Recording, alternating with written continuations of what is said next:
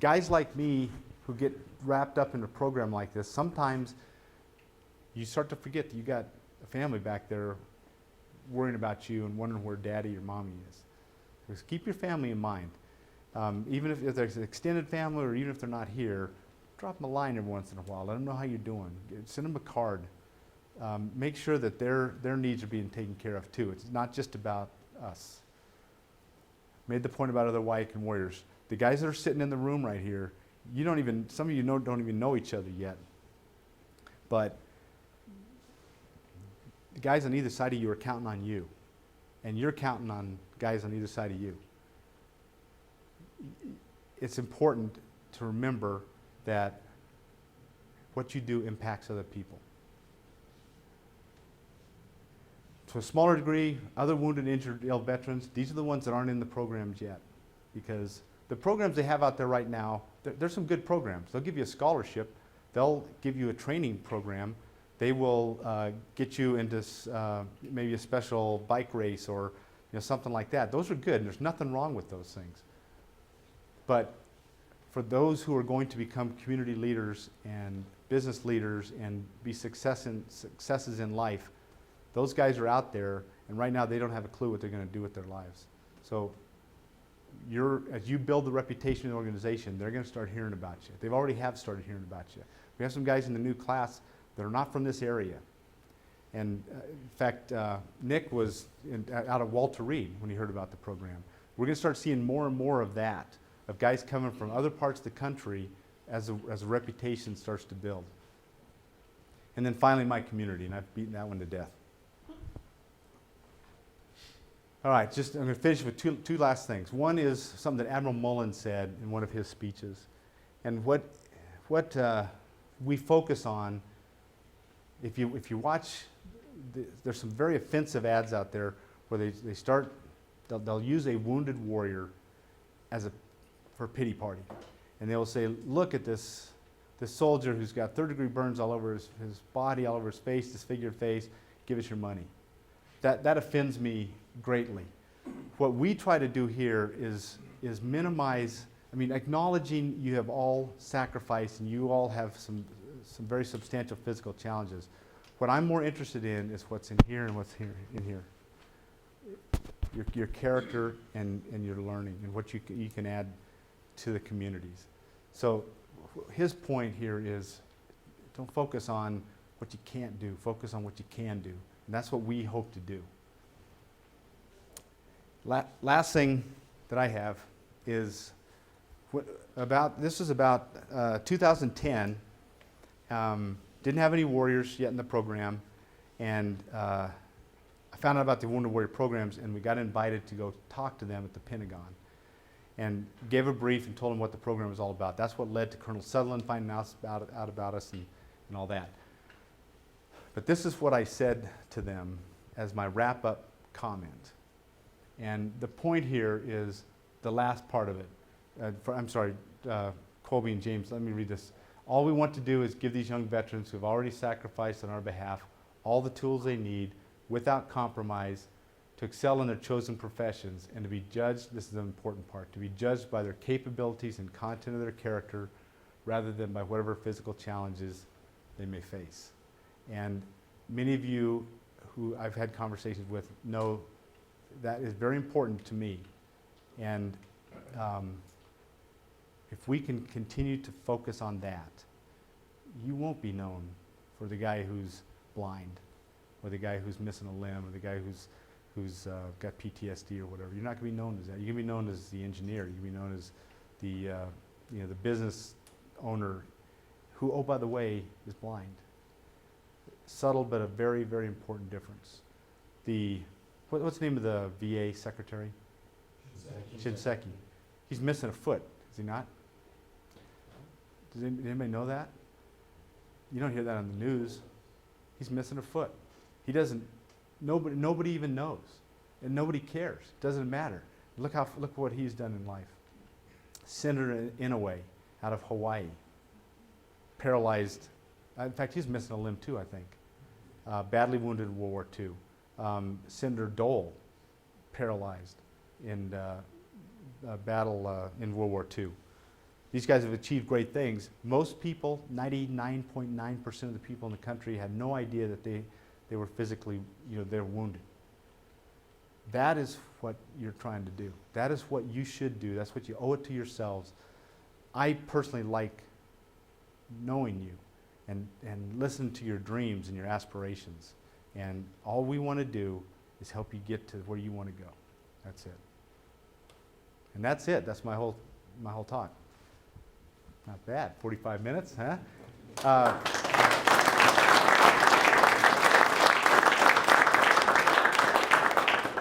And before we leave, James, can I have my coin back, please? Let me open it up for some questions.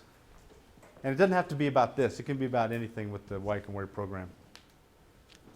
Colby, I was watching you, man. Not dressed blind guys or something? Just certain blind guys. That's right. Anybody's interested, we have 6 applications, I think, already for next year. And we haven't even really started the recruiting effort yet. Official, what? It's 6 official, there's about 1, 2, 3, 4, 5 or 6 pending. Wow. Yeah, it works, sir. Yeah, kind of. What's going to happen, in case anybody really cares, is I've been a part-time executive director since we began this. My real paying job is as a cartoonist.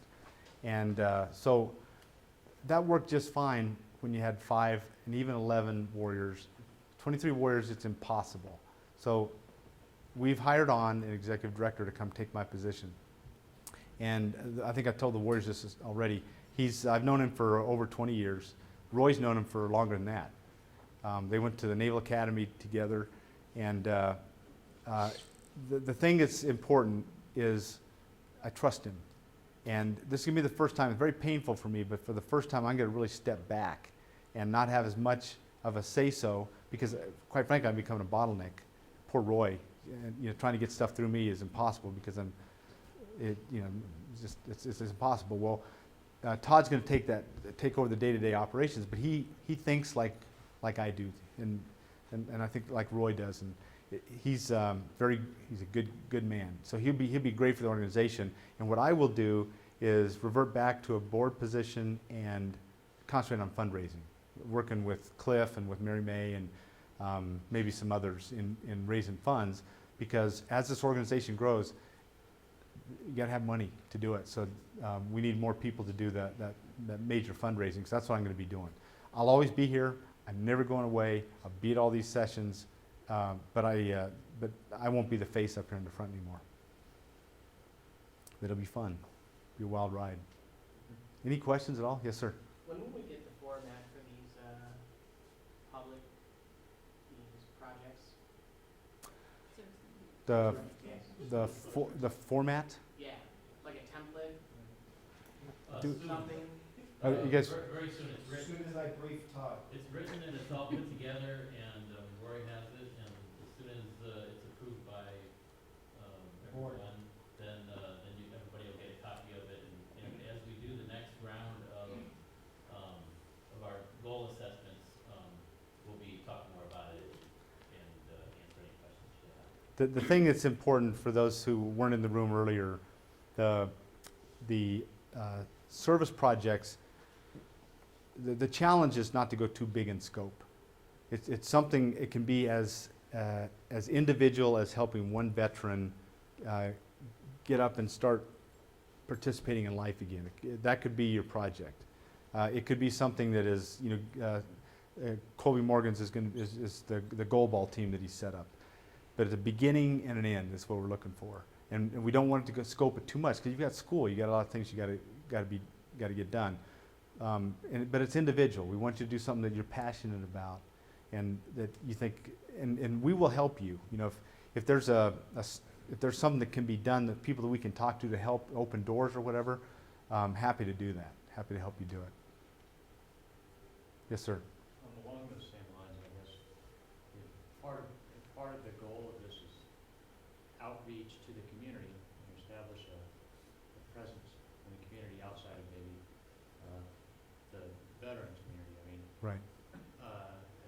as who the focus is on to benefit from this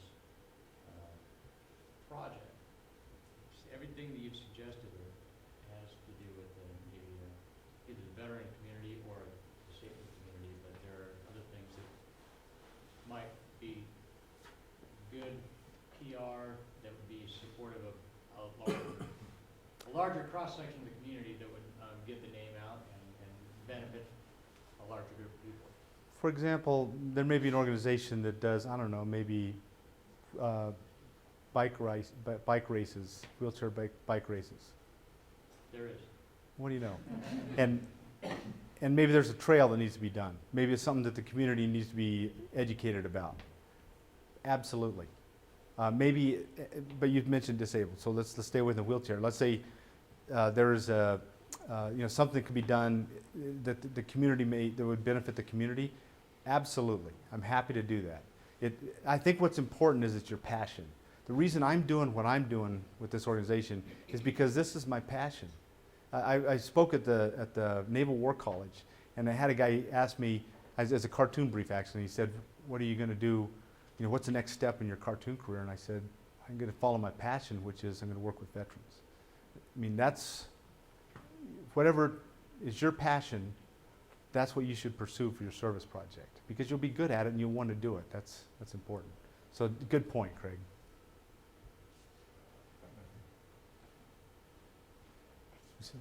I'm sorry. I thought you were saying something, Cliff.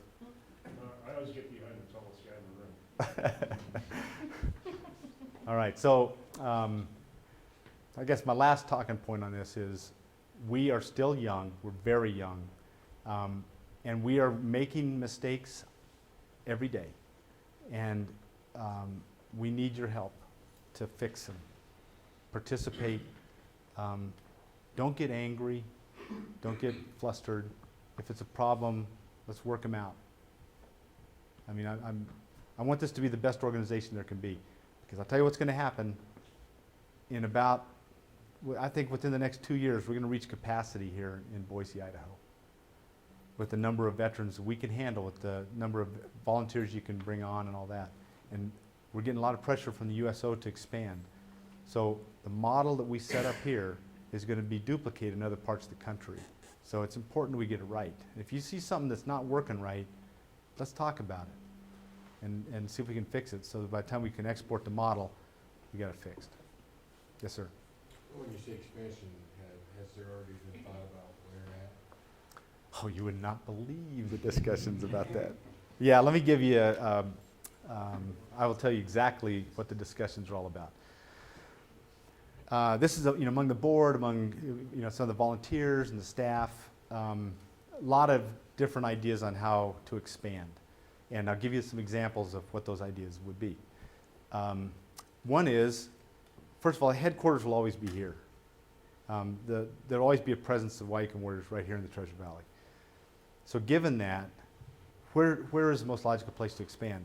You don't want to go to Washington, D.C. and compete with 100 other organizations that are doing Wounded Warrior stuff. Well, okay. Hold on, you guys get ahead of me here. So if you go regional, the original argument would be you have something in the west, so maybe you should go east. I had a young man, a Navy sailor, call me from Alabama, said, I understand you get this program he was severely burned. I said, absolutely. Let me tell you all about it. Well, where can I go to school? And I said, it's in Idaho. And he thought, what he told me was he didn't even know where Idaho was. So the idea of getting him to move to Idaho ain't going to happen. So I've always kind of had this idea that we should have some in the east, like Georgia, Virginia, North Carolina, something like that. So that somebody who's in Georgia, they know where Virginia is. And it makes it a little bit easier. Plus they're closer to home and all that. But it also logistically very difficult, because how are you going to do that? How are you going to raise money when you don't have anybody there? And you're not even sure if that's the right place. The community here is very, very accommodating to veterans. They love veterans. So you want to make sure you've got the right setup, wherever you're going. So there's a group in San Diego that heard about our program. For the last year, they have been volunteering, trying to get some interest up in San Diego. Well, there's interest, you get a lot of pats on the back, great program, really, really impressed, but nothing really tangible. I'm a little concerned about San Diego because it's so big. It's also very expensive. And I kind of like the idea of a medium-sized community. Just, I like the feel of it. It just seems to work better. But so anyway, so the possibility is San Diego. Another way of looking at it is a regional model, which is we become a Western organization first, and then we expand to the East Coast. So just, sorry about the guys in the East Coast, Western region, we'll start looking at satellite sites around in the West. Another idea is we concentrate on the state. Now I can say the governor wants us to do that. University of Idaho has got a good program up there. A guy named Buttons, Mr. I forget his first name, Dan Buttons I think it is, runs, he's like the R.K. Williams of the University of Idaho. He also runs a Wounded Warrior program. One of the people on their board is the wife of Commandant of the Marine Corps, General Amos, a U of I graduate. So when I first started this thing, that was all I heard about, was U of I's got this great program. Well, Senator Hagedorn, Marv Hagedorn was just up there, they have 5 people in their program. And they're struggling, and they want to participate with us. So they're arguing they can become a satellite for us. So, okay, so then how do you do one of these? How do you do a professional development seminar? How do you hand a business card to somebody when they're sitting here talking to you? How do you get that eye-to-eye contact? Can you do that with the VTC? That's a big question, because you open that door, now anybody could be anywhere and become a Wyakin Warrior. So then do you need to expand? You know, it's all those kind of, you know, Pandora's boxes that get opened up. Right now, though, I'd say that the momentum is toward more of a state cooperative effort. U of I, Idaho State, you already have NNU, you know, we're already starting to work with, who's going to NNU? Both of you guys are? Okay, so NNU, and you know, obviously CWI and Boise State, and then you get ISU, U of I. Coeur d'Alene has a small school up right on the lake. Nice. What's it called? North Idaho College. Yeah. So that's what the governor wants us to do. And when you talk about logistics, it makes it a lot easier logistically to do that because we're here and we can get in a car and drive to these places. I'm going to go. I think Cliff's going to go with me. And I know that Todd Monroe's going to go out to give a speech. I got to give a speech in Idaho Falls, and we're going to go to Idaho